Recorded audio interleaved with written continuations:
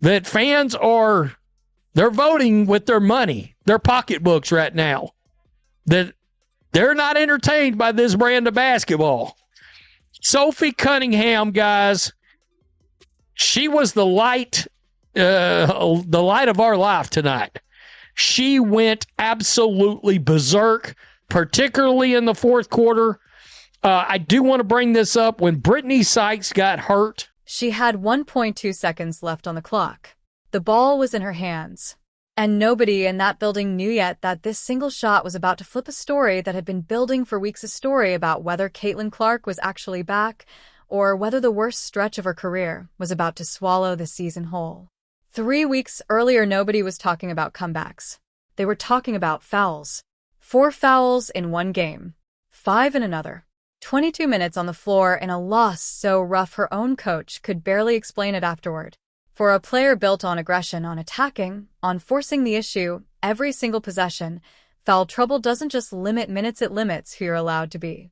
And for those few games, Caitlin Clark wasn't allowed to be herself. She was hesitant, cautious, a step slower into passing lanes she normally lives in. Down the stretch against the Liberty, in a collapse that still stings Fever fans, she got burned more than once, not because she lost her instincts, but because she was terrified of picking up foul number 6 and watching the rest of the game from the bench. That's the part people forget when they talk about slumps. Sometimes it isn't about losing your talent. It's about losing your freedom to use it. And freedom is exactly what disappeared. Watch her hands in those games, and you'll see it, a half-second of hesitation before every drive, a player thinking instead of reacting.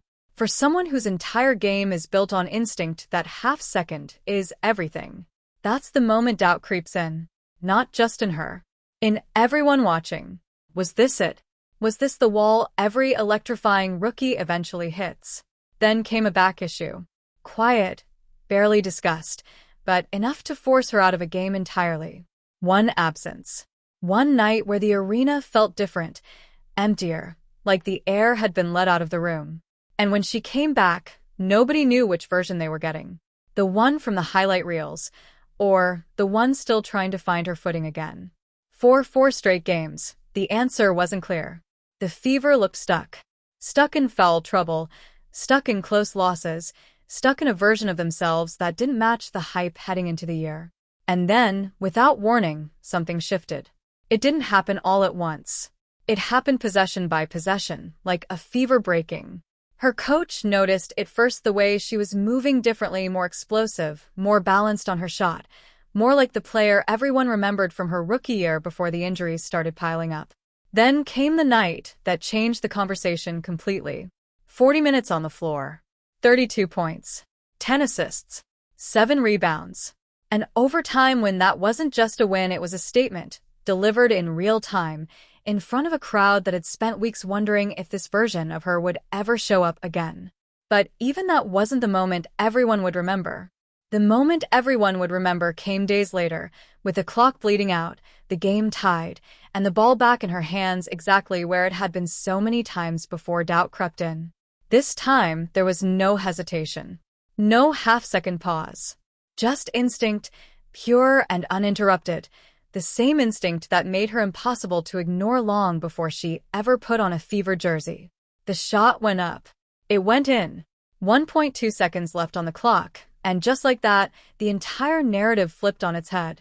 Her coach didn't even try to hide what it meant, calling it exactly what it was, the kind of big moment that builds on itself, that makes the next big moment easier to find, that turns a player who's been fighting her way back into a player who suddenly looks unstoppable again.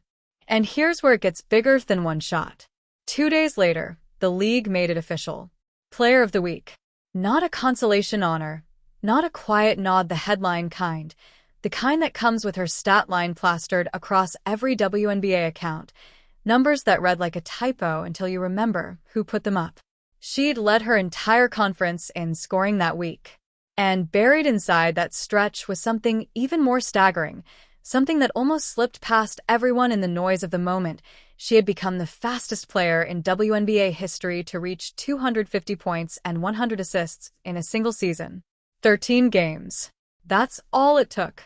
Let that sit for a second, because it matters more than it sounds. This wasn't a hot week from a streaky shooter catching fire. This was a player operating at a pace nobody in the history of the league had ever matched, and she did it while clawing her way out of a foul trouble spiral that had people quietly wondering if the league's physicality had finally caught up to her. It hadn't. If anything, it had made her sharper. And the Fever noticed the difference immediately, because a 4-game winning streak doesn't happen by accident in a league this competitive. It happens when your best player stops thinking and starts playing on pure feel again, and everyone around her starts feeding off that same energy. Teammates who'd looked tentative during the rough stretch suddenly looked aggressive. Role players who'd been disappearing in close losses suddenly started hitting big shots of their own, the way good role players do when their star stops carrying fear onto the floor with her. Indiana climbed into the top half of the standings. 9 wins, 5 losses, a record that looked almost unrecognizable compared to where this team sat just weeks earlier. And then the schedule did something nobody could have scripted better. It served up a rematch against the Atlanta Dream, the same team Indiana had already beaten once during the rough stretch, the same matchup that reignites one of the most talked about rivalries in the entire league. Because whenever Caitlin Clark and Angel Reese share a court, the storyline writes itself before the ball is even tipped. 2 players who've been linked since college, 2 fan bases that watch every possession between them like it's personal, 2 competitors whose history adds a layer of tension no other matchup in the WNBA quite replicates. And this time the stakes felt different. Atlanta wasn't some struggling team limping into Indianapolis. They'd won 3 of their last 4. They were fighting for position in a crowded top half of the standings, same as the Fever. This wasn't a measuring stick game for a team trying to prove it belonged. This was 2 teams who already belonged, colliding at exactly the moment one of them had finally found its rhythm again. And Indiana didn't just win. They dominated. 83-71. Carried by the kind of balanced, suffocating performance you only get when everyone on the roster is rowing in the same direction. Kelsey Mitchell attacking gaps with confidence. Aaliyah Boston controlling the interior like the rough patch never happened. And Clark, weaving through all of it, the gravitational center pulling the whole offense into rhythm, the same player who weeks earlier had looked like she was searching for herself, now looking like she'd never lost her footing at all. Here's what makes this stretch so impossible to look away from. It isn't a clean, simple redemption arc where the hero stumbles once and immediately rises. It's messier than that, and that's exactly why it hits harder. There was real doubt, real foul trouble, a real back issue, real close losses that exposed real cracks. For a few uncomfortable weeks, even her own coaching staff had to choose their words carefully when explaining what was happening, because the truth was uncomfortable. The most electric player in the sport looked like she was playing scared.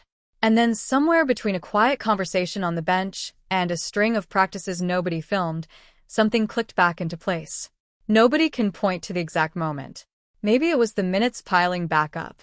Maybe it was simply matching last season's total games played, a quiet milestone that meant her body was finally cooperating again after a year defined by injury. Maybe it was nothing more complicated than time and reps and the slow return of trust in her own legs. Whatever it was, the result stopped being debatable.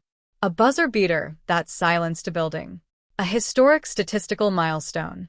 A Player of the Week honor that doubled as a public reset on the entire narrative.